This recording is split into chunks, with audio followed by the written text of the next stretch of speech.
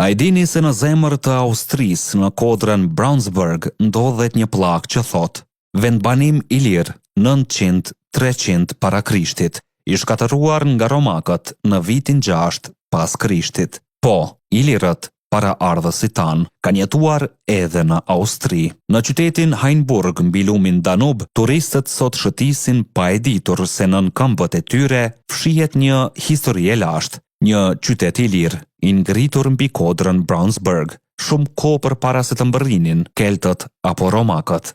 Ky vend ishte një qendër e fortifikuar, një pikë strategjike ku ilirët panonian kontrollonin tregtinë dhe rrugët ushtarake të Evropës qendrore. Ata ndërtuan, tregtuan dhe luftuan derisa Roma i dogji gjithçka në luftën e madhe ilire në vitin 6 pas Krishtit. Sot një pllakë e thjesht kujton atë që shumë e kanë harruar. Ilirët ishin këtu në zemër të Evropës. Prandaj herën tjetër që dëgjoni për Hainburgun mesjetar, kujtoni këtë: para kështjellave dhe kalorësve, këtu ishin ilirët të parë tanë. Kujtoje këtë histori dhe shpërndaje krenarin. Ne jemi histori epike, aty ku e kaluara rilind.